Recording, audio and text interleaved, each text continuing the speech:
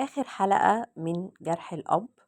السلاسل اللي فاتت كانت عن التعرف على جرح الأب وعن مواجهة المشاعر وإعادة بناء الثقة بالنفس وبناء علاقات صحية.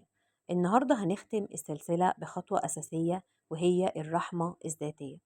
جرح الأب بيخلي الشخص يحس إنه مش كفاية أو إنه لازم يثبت نفسه طول الوقت. بيبدأ لما نتعلم نكون رحماء بنفسنا ونقدم لنفسنا الحب والدعم اللي موصلناهولهوش في الطفولة. إزاي نمارس الرحمة الذاتية؟ أول حاجة الكلام الداخلي الداعم.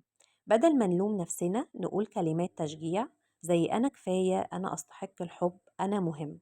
تاني حاجة التعامل مع الأخطاء برفق. بدل ما نعاقب نفسنا نتعلم نشوف الأخطاء كفرص للتعلم والنمو. تالت حاجة العناية بالنفس. ندي لنفسنا وقت للراحة ونهتم بصحتنا ونمارس أنشطة تخلينا نحس بالسعادة. رابع حاجة التسامح التدريجي. نسامح نفسنا على الماضي ونفهم إننا عملنا اللي قدرنا عليه في الظروف اللي كنا فيها.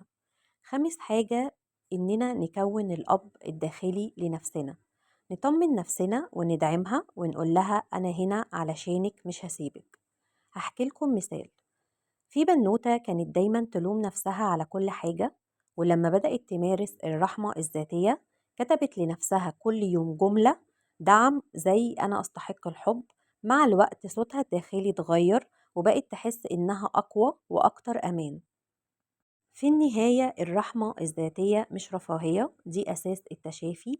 لما نتعلم نحب نفسنا ونرحمها بنقدر نكمل حياتنا من غير ما يفضل جرح الأب مسيطر علينا. وأنا هنا علشان أقولك أنتي تستحق حب غير مشروط، وأول حد لازم يديهولك هو نفسك. سؤال ليكي، لو هتكتبي لنفسك رسالة رحمة النهاردة هتكتبي فيها إيه؟